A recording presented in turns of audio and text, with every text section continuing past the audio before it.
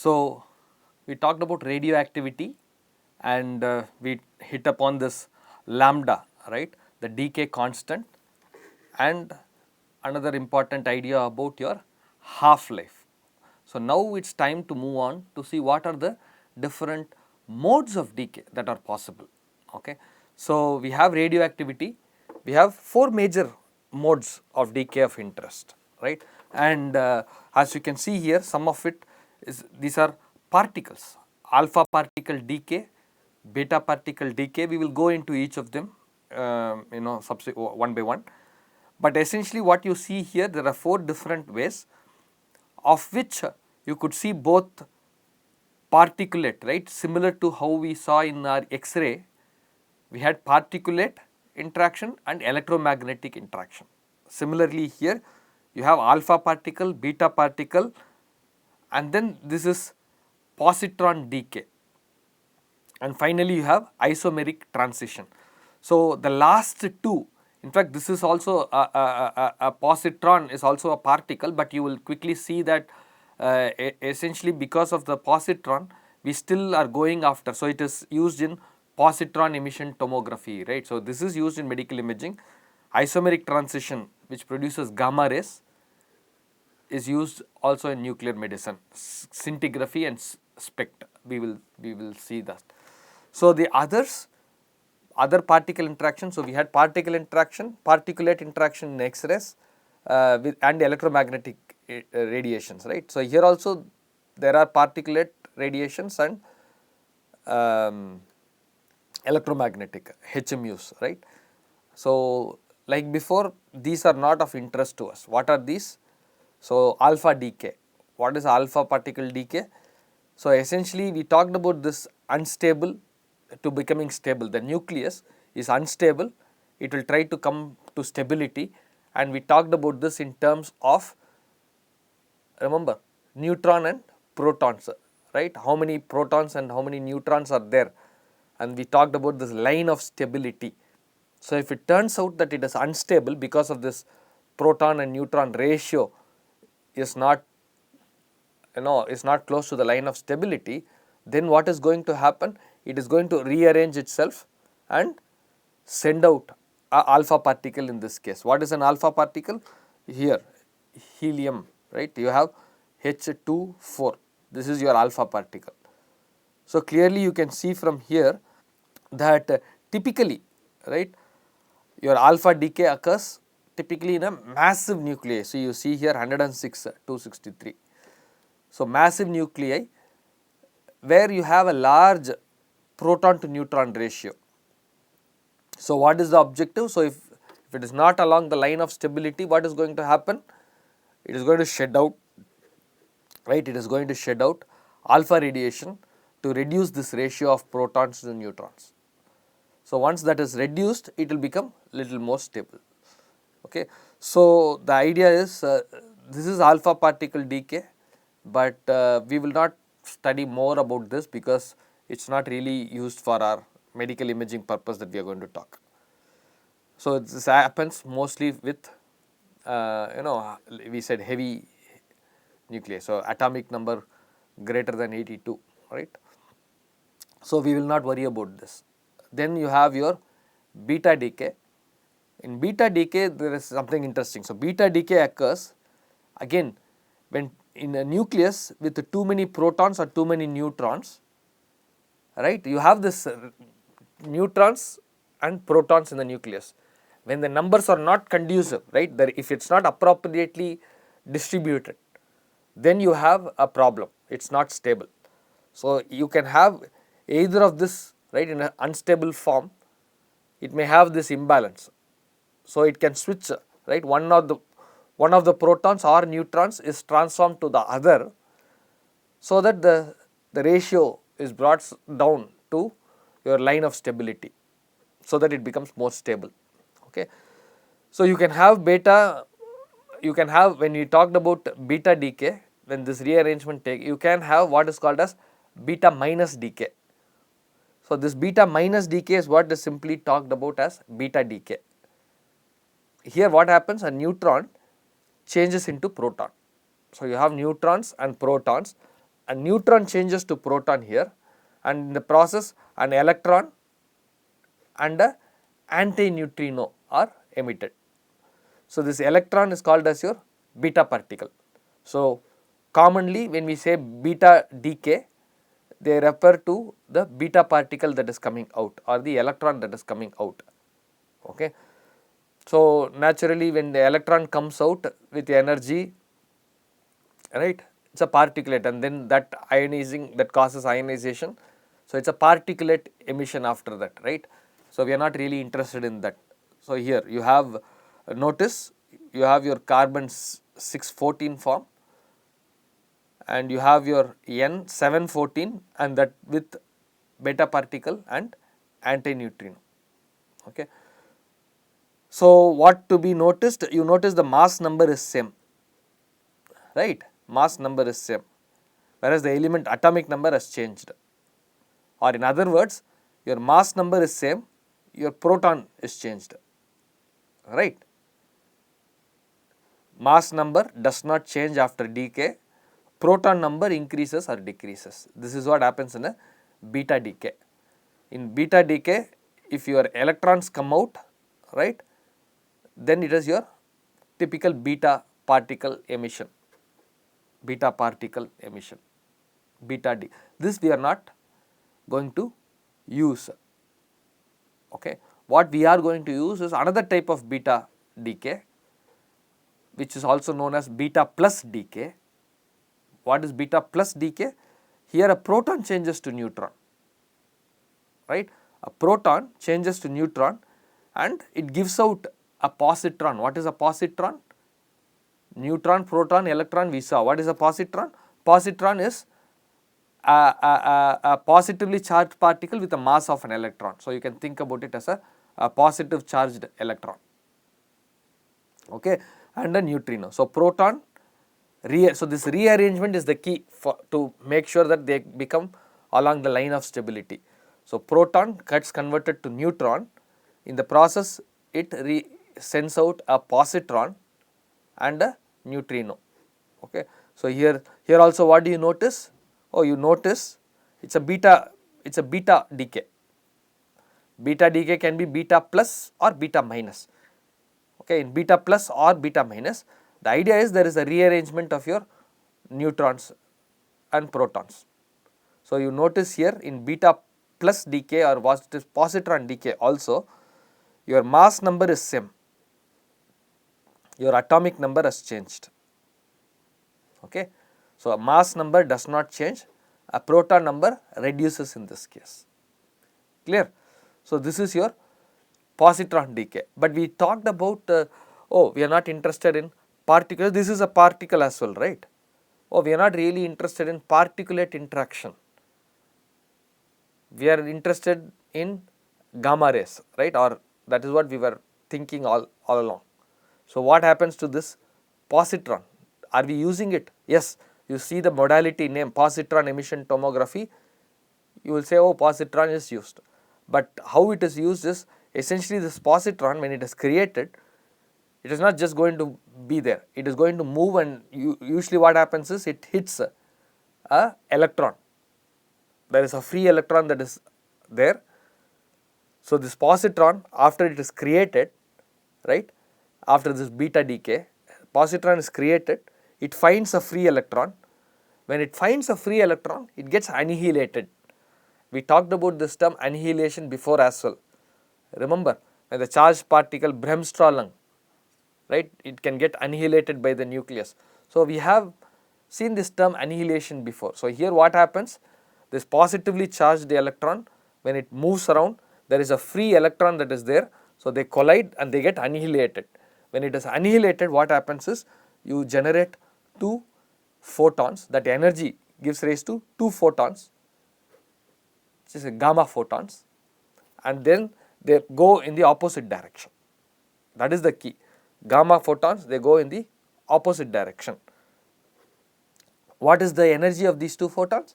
Oh, you are talking about electrons, right? Either it is positively charged mass or electron. The mass is same, mass is electron mass. So, what is the relationship between mass and energy? Half mc square.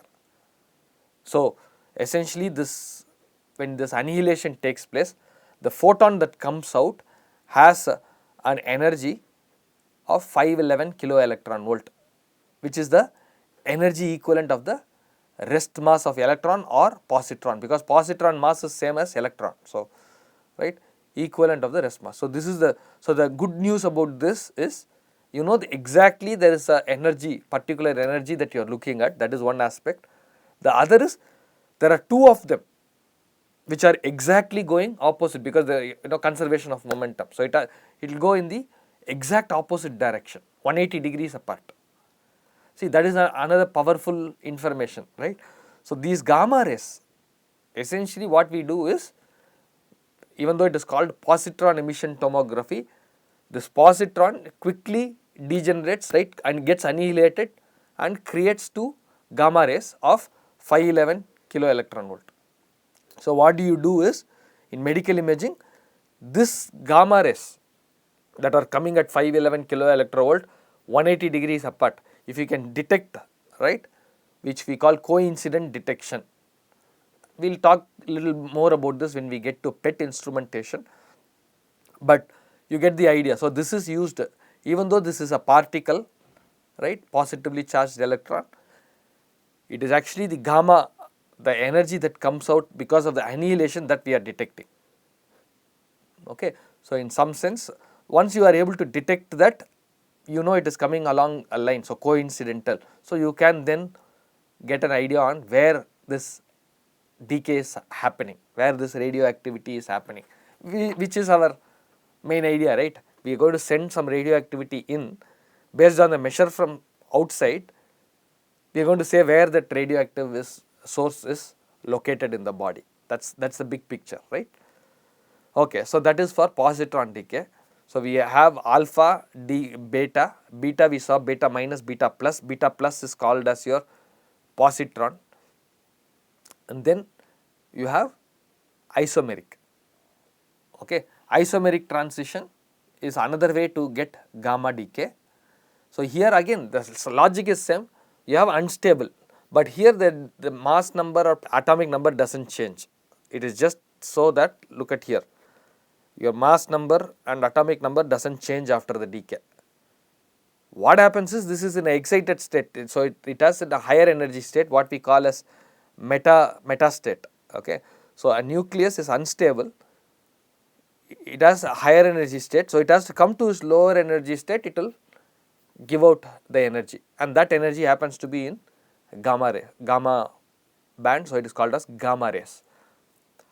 So, here both the parent and daughter are called as isomers, meaning they have, right, you look at here, so it is the same atomic number, same mass number, but you have some energy that is coming out in the gamma range. So, we also call this, that high energy state as a meta state, right. So, it comes down to ground state and gives. So, this is something that is commonly used. Okay, we will talk about this. So, where it is used, this is used in your SPECT, right, which is single photon emission. The name is very suggestive, right, single photon, you see single photon that is coming, emission, radioactivity is emitting, single photon emission, computed tomography. Computed tomography we should know by now, we did X-ray computed tomography, that is you catch from outside and then project and say where it came from, right. So, you can get an idea. So, here wherever the source is, it is going to decay. If it is going to send gamma rays, on the outside you have detector collect the gamma rays, and then you use your algorithms to reconstruct and say where this single photon is coming from. That is your source of your radioactivity. So, source of your radioactivity and how much of radioactivity, those are the key things that we are going to exploit in nuclear medicine. Okay. So, the difference, I mean, just to make sure, because we do this comparison all the time, right, because we covered X-ray first and now we are covering gamma rays, just to alert, we did alert you before as well. So, gamma and X-rays, these are all just photons, having gamma having slightly higher energy than your X-rays. So, their interaction with tissue will be, right, same physics that we covered before. But what is key here is the origin is different, right? The gamma rays are generation is different. X-ray we talked about energetic electrons, whereas in gamma rays it is generated using isomeric decay or isomeric transition. So the origin is different, but apart from that, the photon, when the photon comes out, how does it interact with the tissue is going to be similar to what we did for X-ray. Even though here we are not interested in, see it's subtle but very important. Here we are not actually interested in the gamma photon interacting with the tissue, whereas in X-rays we were very interested in X-ray interacting with the tissue, photoelectric effect we wanted to maximize, whereas here the objective is not that, right. Hopefully you get that subtle point. We will reiterate this as we go forward. So now the question is, okay, we have this radioactivity and there is a radioactive decay. We talked about half-life, we talked about this radioactivity, and we talked about the modes of decay, how all this radioactive atom decays, right.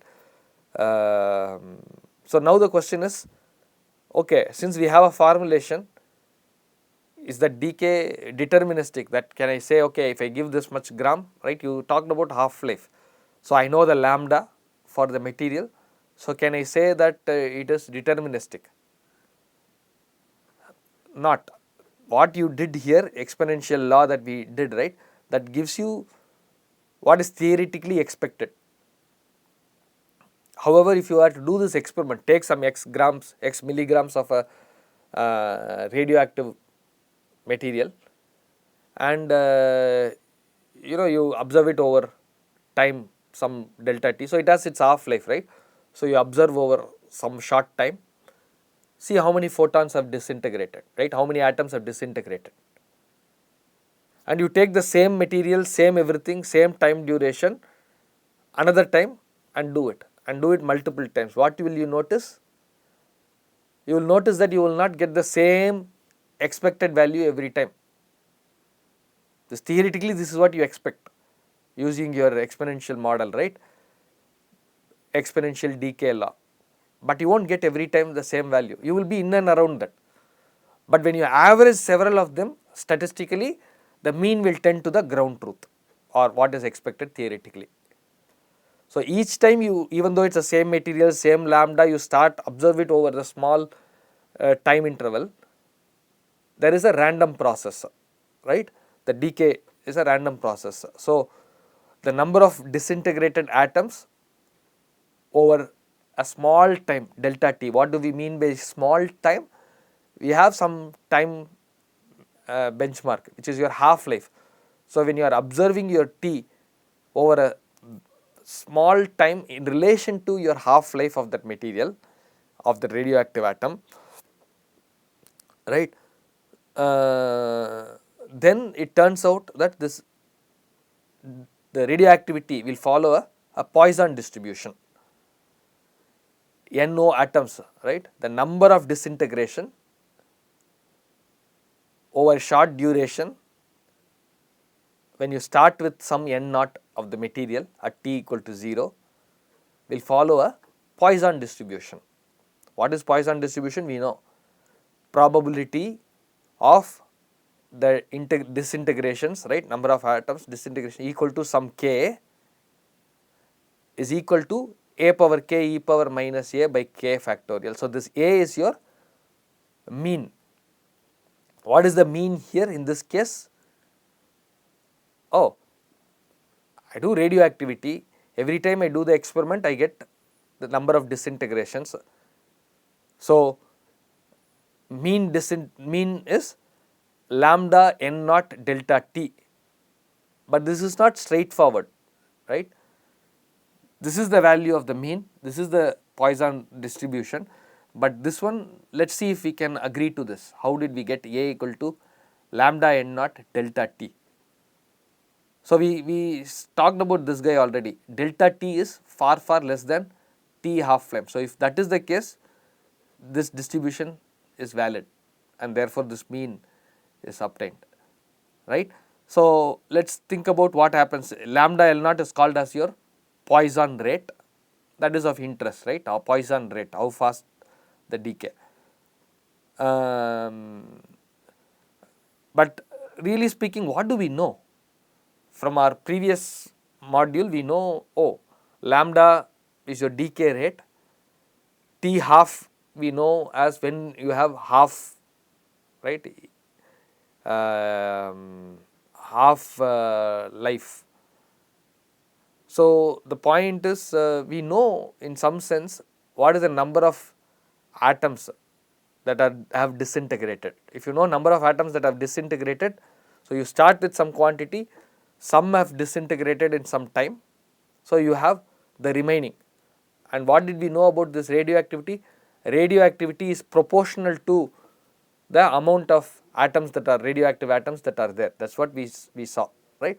So, here in that sense we know your radioactivity is going to be what you started with minus whatever is disintegrated in the time delta t. So, this is strictly your A. This is what you have, radioactivity after delta t. However, you notice we made this assumption delta t is far less than T half. So, if your lambda delta t is much small, right, if this is quantity is very small, then when lambda delta t is small, then you can approximate the exponential to 1 minus lambda a t. In this case, you can get your A to be lambda naught delta t, clear. So, all this is valid for a short time interval of observation. So, you give the radioactivity and the radioactivity starts to disintegrate, right, atom starts to the radioactive atom is disintegrating. At what rate? Oh, that is characterized by its lambda. All you know is T half is 0.693 by lambda.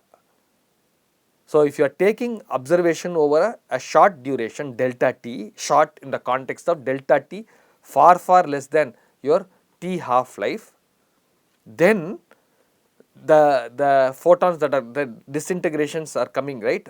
So, you are capturing the number of disintegrations, you are counting the disintegrations. That is going to be a Poisson random variable. So, this whole process is a Poisson random process and you have a mean value, okay. So, how do we get a hang of this concept? Just some numbers, let us throw in the context of a typical imaging, right. What is the number that we are talking about? So, you have a patient.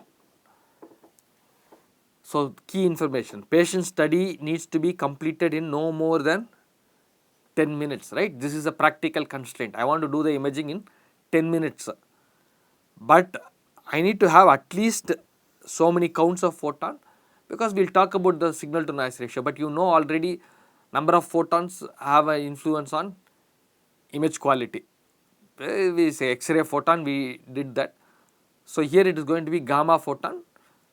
So, you can, the detail might be slightly different how you capture it, but then the concept is going to be similar, right. So, you need maximum more number of photons to have good quality.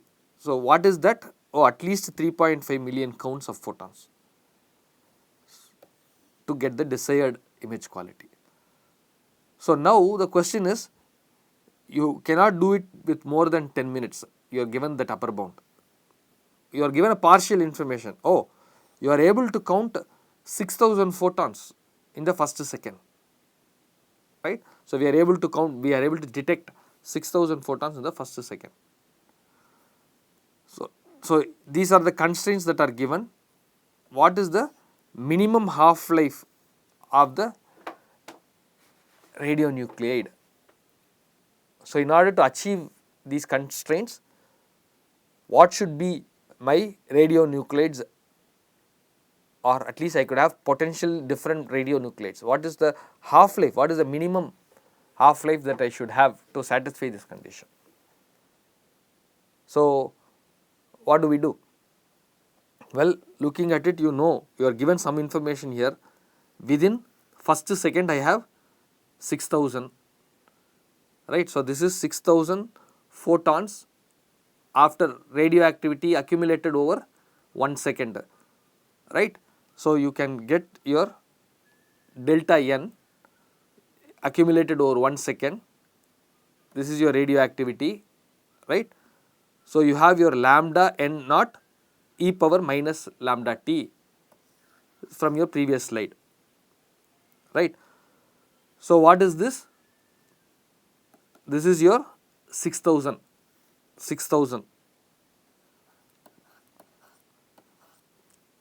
right? This is the number of photons, detected number of photons. So delta n is this guy. Here I am given some n naught times 1 minus e power minus lambda t is given to be 1, right? So this is from first information. What is required? Oh, 10 minutes I want 3.5 million counts, okay, at least 3.5 million counts.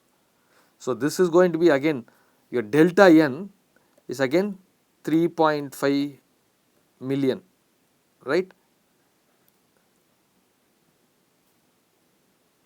equal to, can it be equal to? No, it says at least 3.5 million counts, right. So we will have to have some, this quantity should be at least means less than equal to n naught into 1 minus e power minus lambda t is 10 minutes, okay. So 1 minute you have 60 seconds, 10 minutes you have 600 seconds,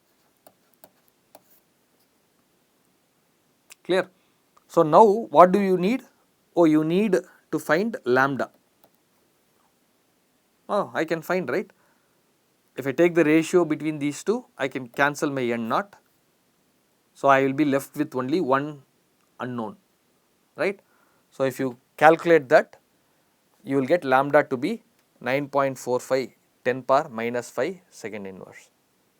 Just punch it in the calculator, you should get this, but I hope you understand the logic, okay. So if this is the case, then you can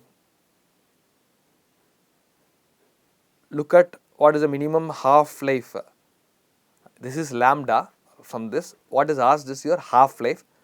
Oh, you know the relationship between half life and lambda, right, 0.693 divided by. So if you do that, you are getting approximately about 2 hours. I mean, I hope you get the sense of numbers here. So the idea is the half life is in the order of 2 hours, right, and your lambda, because we made this assumption lambda t, right, is much smaller than your 2 hours, right. So look at the constraints, you can get still thousands of photons, but they are saying at least millions of photons are required to have a reasonable image quality. So you see the constraint between, if the radioactivity is small, then you will have to acquire for a longer duration, right, because it will take so much more time to give out so many number of photons. If the radioactivity is high, then you will have to quickly catch the data, right, quickly catch the photons, okay. So there is going to be some constraints. So what are the, I mean, we talked about constraints, but the more ideas, okay, so now we understand this idea of sending the radio tracer, and there is this photons that are coming out, modes of decay, we talked about that. And so is there a, and we just had an example where we talked about lambda, right, or half life of the radio tracer. So is there, what are the desired property? So some of the aspects that we covered, we will have to just put it more formally. One is decay mode. What do you think about the decay mode? Oh, the radio tracer should undergo decay, which is good for medical imaging. I don't want particulate, right? I don't want alpha, I don't want beta. What do I want? I want gamma. or positron, right. So clean gamma decay, so I don't want these two. So I want to have a radio tracer that can be engineered so that it will have a clean decay producing only gamma, no alpha or beta. Otherwise you will end up dosing the patient, right. Positron decay will annihilate and again produce gamma ray. So you want only these two. Okay. Energy of the photon. What is your energy of the photon? What is your energy of the photon? We talked about X-ray interacting with the tissue, and there we said if it is too low it will get absorbed. If it is too high it will not interact with the tissue. In our case what do we need? The photons should it interact with the tissue or not? Well, it shouldn't, right? We want the photon wherever the radioactivity is inside the body. If it decays and sends the photon, gamma photon out, we should be able to catch the photon and say it came from this location and this is how much it's coming. So we are not really interested if it is going to get attenuated along the path, right? That is not good for us. So the idea is if you have high energy, we know from X-ray also high energy it won't interact with the tissue. So you should choose a energy, right, energy of the photon so that it does not interact with the tissue. So it should be high so that the photons can leave the body without or with little attenuation, because if it is too high what is going to happen? Oh, you have to detect it, right. So then your detector has to be carefully done. We talked about this earlier. If the body is not detecting, your detector has to detect the energy. So again your thickness of your detector, all those things what we talked about in X-ray, similar issues will start to come here. So the idea is you have to have high energy so that it does not interact with the body, but if it is too high it will have difficulty in stopping it on the detector as well. So you have to make sure it is not too high. So roughly this is the range that is operated. Okay. Clearly that means there is some detector material is going to be engineered for this purpose, right, because in X-ray we did not really deal with so much of energy. We beam hardened it, and so that was not we did not really worry about that, whereas here we have too high is also a problem, and therefore a desired range is this one. Then comes half life. What do you mean by half life? Oh, if you think, oh, I need to have a high half life, meaning radioactivity happens fast. So what will happen? I can have it within a short duration, I can have many photons. So you might be tempted to think that you need a half life that is high, or in the other words half life that is low, right. Lower the half life, more the disintegrations. So you want, okay, so that logic seems okay because you want more number of radioactivity to be detected in short time. But what will be the problem if it is too short? If the half life is too short, oh, you have to give the radio tracer to the body, it has to allow it to go, right, it has to distribute, and then the radioactivity, you have to detect the radioactivity.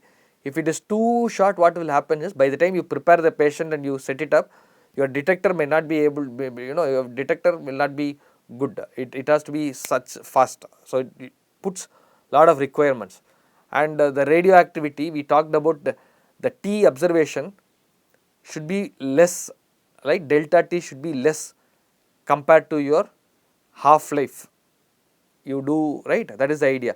So if it is already small half life, you have to acquire even shorter duration. So that becomes a difficulty with respect to logistics, okay. So you do not want really low, at the same time you do not want the half life to be too high.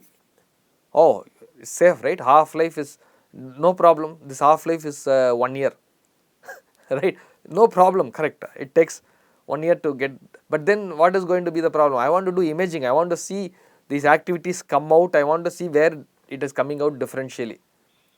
So if it is too large a half life, then also is not useful for me from an imaging perspective. So it should not be too short or too long. If it is too long, then like I said, patient scan time will be increased. I have to wait there for a long time before I can catch sufficient photons. The previous example we said, right, some million photons have to be captured. If the half life is so large, then I have to wait there to forever to get the million photons. So there is a sweet spot somewhere in the minutes to hours is kind of desired. So you are engineering these radio tracers. You have radio chemists who do this. So you engineer this radio tracers. These are some of the desired property. Is that all? No, we have some more, right? More importantly, okay, all this is engineered nicely. So with respect to our timelines, half-life, all those things are good. That's not sufficient alone. It has to be safe biologically because you are going to give it to the body, right? So the trace quantity should be safe, right? You want to attach that to some compound that you take and it goes. So it has to be safe. That's another important requirement. Okay. So therefore you have some natural candidate for this, say for example iodine, which is naturally available in the body. So you can start to right in the thyroid, it starts to accumulate in the thyroid. So you can start to have some compounds, you can label some iodines, right, I-123 or I-131 are all sodium salt. So you can label that and administer it orally. So what happens here? Oh, these have a half life that are in the order of days, okay, and therefore this is, since it is safe, right, since this is mimicking your natural iodine, you can allow it, it will take its own time to go, right. You can do thyroid imaging a day later. So you have had enough time so that the body by itself, thyroid will accumulate, right, take all the iodine. So iodine whatever you gave in the labeled, radio labeled tracer, it will go and you can do thyroid imaging after a day.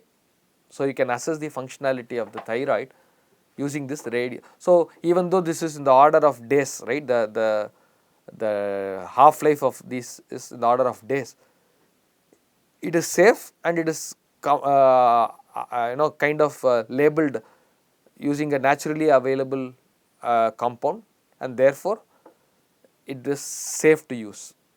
Likewise, you have technetium 99 which is typically used, right. So it can label DTPA. So what this happens is actually filtered by the kidneys. So that means I can monitor the functioning of the kidney, right. Serial image of kidney can be analyzed to do renal function assessment. So what is the idea of a kidney? Oh, it's doing the filtration. So if I give a technetium based radio tracer, it goes through the filtering, so in the kidney, and so you can essentially start to image that and see how the filtering is happening, right. So this is one another. So the idea is you have to have a radio tracer that can naturally be labeled to find some processes, some functionality, some physiology, okay. That is also an important aspect. You can use gaseous oxygen, only thing is you can knock being oxygen 15. So when you do this, what can you do? Oh, it will go wherever blood goes, right. So you could measure the blood flow using this tracer. And of course you can also assess the oxygen metabolism. So the idea is the radio tracers not only should be useful, right, all of these are all safe, okay. Another commonly used safe one is your glucose, right, FDG, fluorodeoxyglucose. Here again the idea is it is very similar to your glucose, it is just that labeled with fluorine. What happens? It will go wherever glucose is going, it gets used, glucose gives you energy, right, so it gets participated in the metabolic activity. So when that happens, the glucose, it does its job. The labeling, right, the fluorine 18, that goes and it goes along with the glucose. Once the glucose is consumed, fluorine stays there. So essentially the more the glucose activity, the more radioactivity from there, because fluorine gets accumulated. So in that sense, this can be used as a functional imaging for metabolic activity. So typically you would have seen some brain scans, right? We want to know when you think hard which part of your brain is active. When you are moving your right arm, which part of your brain is active. So brain is using energy, right? So the idea is even for routine activities. Of course, if you have a cancer, like we showed in one of the images earlier for PET, if you have cancer, cancer is aggressive, right? It is going to be metabolically more active. So it is going to use up more glucose, and therefore radioactivity will start to accumulate there and contrast it out. So either so these are very routine. So it's going after the functional aspect. Okay. So not only should it be useful, it should be safe, and it should be able to participate in the functional aspect without affecting the function. So it cannot change the function. So it has to participate there. So here for example fluorine does not participate in anything, glucose does its job.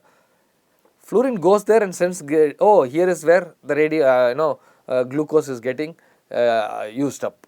It will send that information, right? Or at least you can infer that it does not alter the metabolic activity per se. Okay. So those are the desired properties that you would want for your radio tracers. Of course, last but not the least, we would like it to be monoenergetic. We had this wishful thinking even for our X-ray, right? Why? Because see, if it is monoenergetic, if I know I am going to get only one energy, then any other energy I know is coming from some scattered gamma, right? You have your Compton scattering. So the gamma photon could get scattered, similar to your X-ray, right? I mean, so Compton scattering can happen. So if you have a range of energy that is coming out, then you do not know, some is from the signal, some is from the Compton. Whereas if you get only one energy, then you know anything apart from this energy is probably from Compton scattering.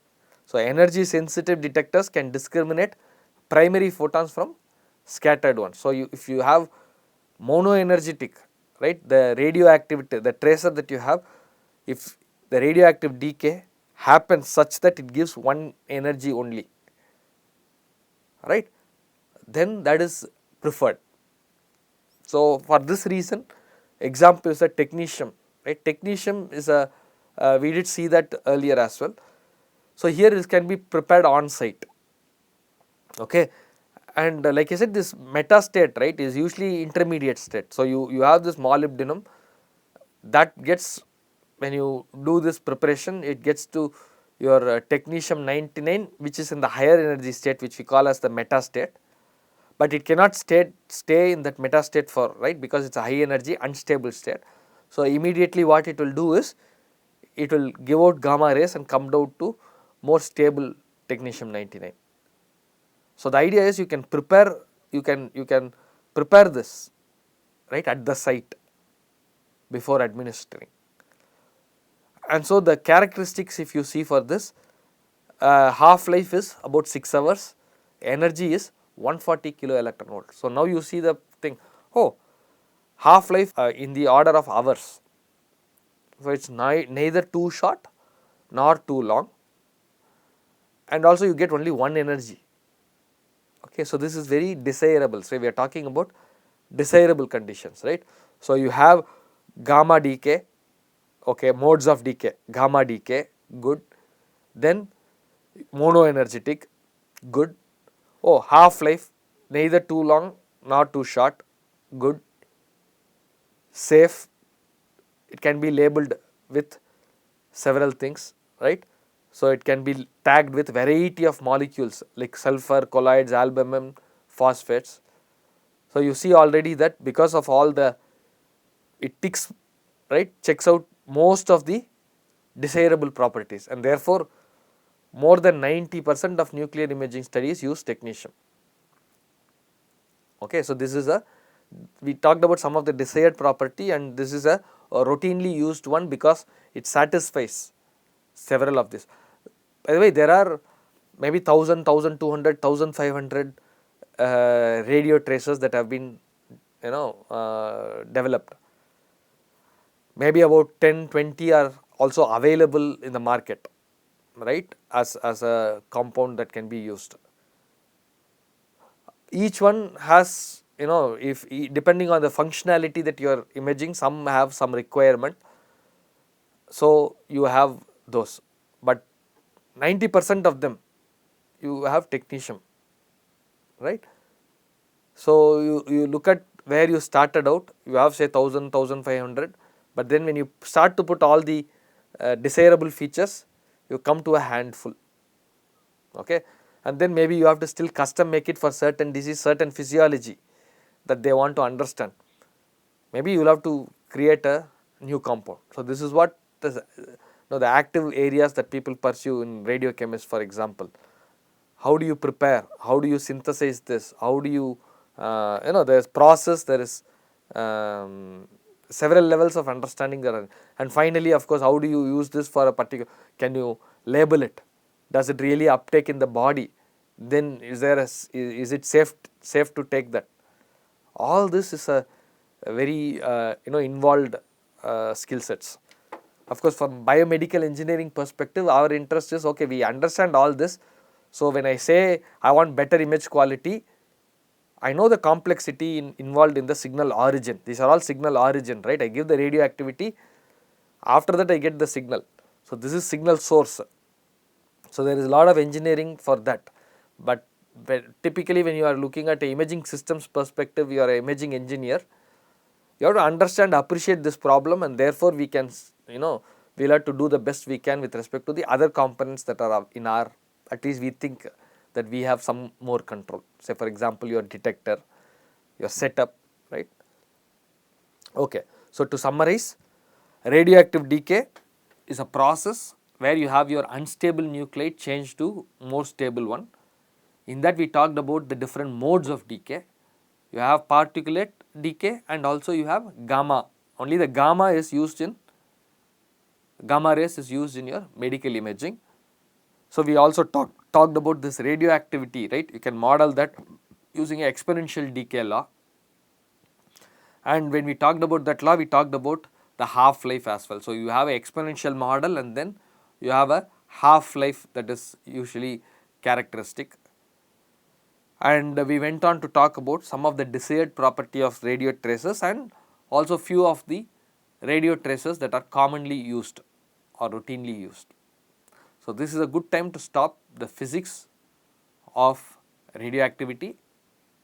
Then we will, in the nuclear medicine, remember, we will now move on to the different modalities that exploit the gamma rays.